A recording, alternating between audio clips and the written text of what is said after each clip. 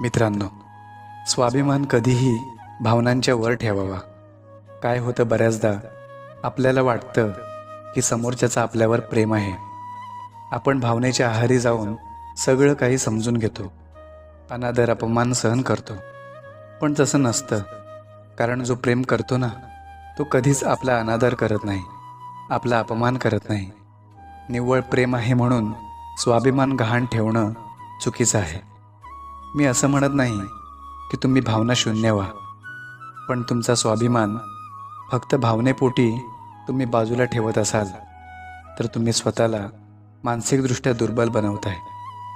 कारण ज्या नात्यात आदर नसतो त्या नात्यात प्रेमच नसतं. मुळात तो तह असतो.